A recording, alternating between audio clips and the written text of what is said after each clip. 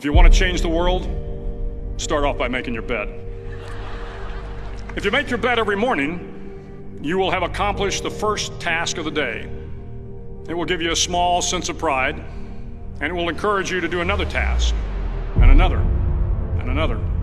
And by the end of the day, that one task completed will have turned into many tasks completed. Making your bed will also reinforce the fact that the little things in life matter. If you can't do the little things right, you'll never be able to do the big things right. And if by chance you have a miserable day, you will come home to a bed that is made,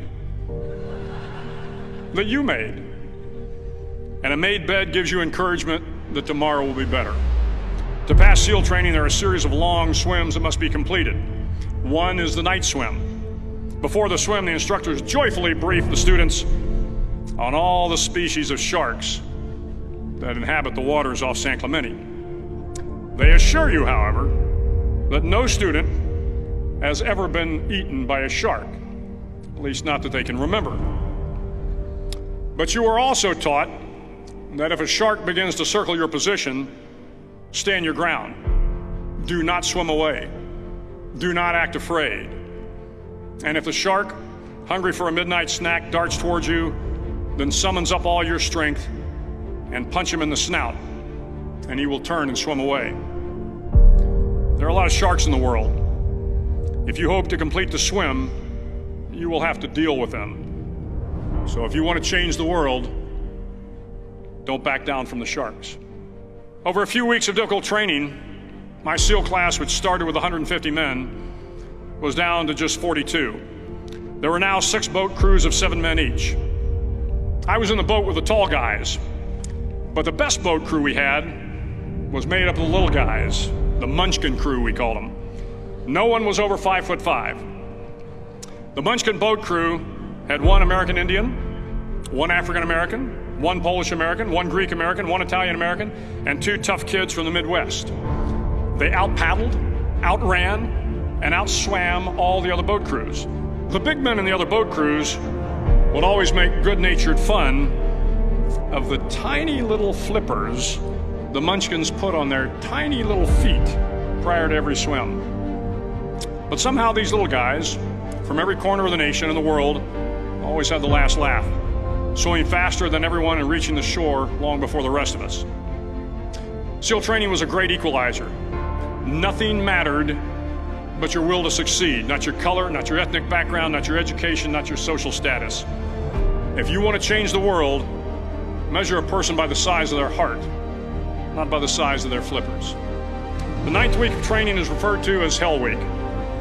It is 6 days of no sleep, constant physical and mental harassment, and 1 special day at the Mud Flats.